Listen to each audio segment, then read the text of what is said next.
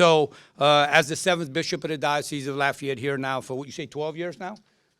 No, 8 years. 8 years. 14 years as a bishop. Yeah, I'm just seeing if you're paying attention. I have the number.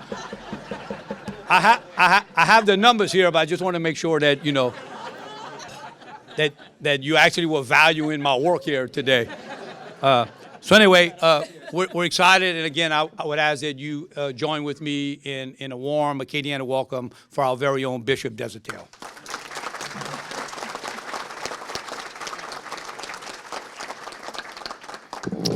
Thank you, Scott, and thank you, Jennifer, for your work in putting such a wonderful gathering together.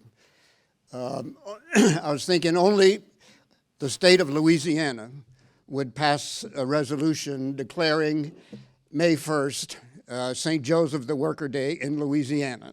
That would not happen in most of the other states in the Union, I'm sure. I want to welcome all of you also to this event to highlight St. Joseph, and also as patron of workers, and want to welcome all the distinguished guests who are here, all of our civic leaders, state leaders who are here, religious leaders who are here to be with us on this day. I thought, you know, with all the other accolades and speeches that have been given talking about Louisiana workers and how important their work is to our state, I'd kind of reflect on the spiritual side of why we place such importance on that. And in thinking about it, I remembered a story about the late Pope John the 23rd, who was giving an interview to a lot of reporters around in the Vatican. And one of them asked him, Holy Father, how many people work at the Vatican? He said, about half of them. Yeah. Yeah. So, yeah. We know that's not true in Louisiana, though. Scott was singing the praises of his mother and raising their 9 children. I was from a family of 8 children. We were 6 boys and 2 girls in my family, and I often joke, that's why I went to the seminary to get my own bed for the first time, you know. Never had that before. There are 2 feast days in the church's calendar that honor St. Joseph. One is St. Joseph the Worker that we celebrate today, and also St. Joseph, the spouse of the Blessed Virgin Mary.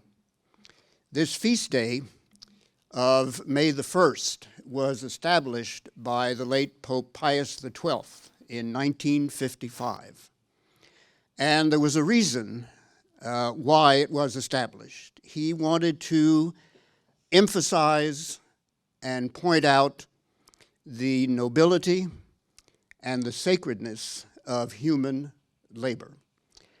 And this was to counteract 2 extremes that were happening in the world, which the Holy Father had experienced in his lifetime. One of them was atheistic communism, and the other was unbridled capitalism. And the danger was that in unbridled capitalism, the worker was looked upon only as a cog in the wheel of a company to make higher profits, with no concern about the creative energy of the human person. And on the other side, in atheistic communism, to look upon the human person and his work only as to his value to the state, his value to the nation. Other than that, no other value to his work.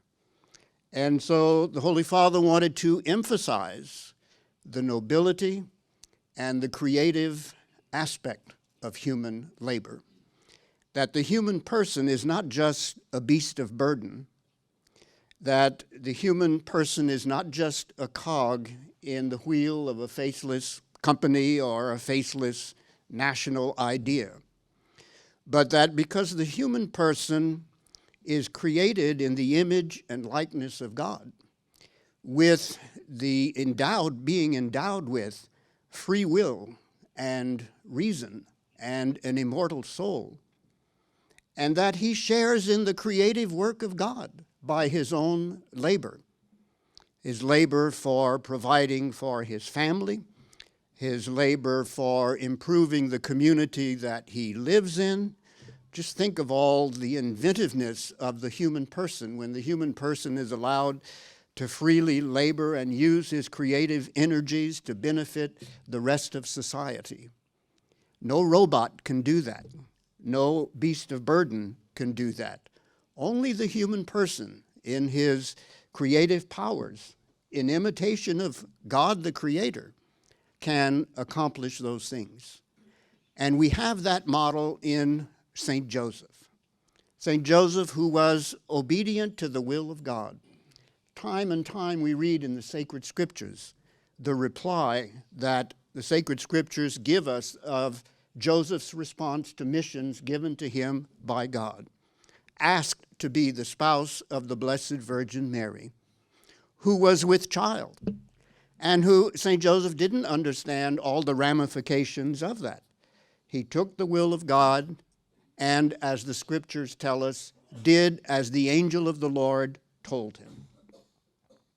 When he was asked to take the child Jesus and Mary into Egypt to avoid the persecutions of King Herod, he again was told by the angel, and the scriptures again remark, he did as the angel of the Lord told him.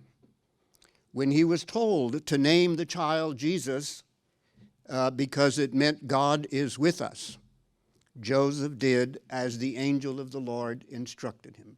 So time and time again, Joseph gives us this example of doing the will of God when sometimes in our lives we don't always understand what that entails, but having that faith that God leads us to accomplish his will in our lives. So in reflecting on the person, he gives us so many reasons to celebrate the dignity, the nobility of human labor, no matter what that labor is. If we keep that spiritual aspect to our understanding of work, our understanding of human labor, then we always will appreciate the greatness of the human person and the greatness of the labor, the work that the human person performs. Again, whether it be all of the things that Scott listed earlier, all of the different works and professions and ways of contributing to our community, that all has that spiritual aspect of it, of imitating the creative power of God in our lives. And so God bless you all, and we pray that St. Joseph the Worker, one of the most powerful intercessors with the Lord, just think about it. Jesus worked with him in the carpenter shop in Nazareth, and the Gospels referred to Jesus as the son of the carpenter, indicating that he labored with St. Joseph in providing for the Holy Family, providing the safety of a family for the Son of God to grow up in. All of these indicate to us the greatness of St. Joseph, whom we honor on this May 1st, St. Joseph, patron saint of workers.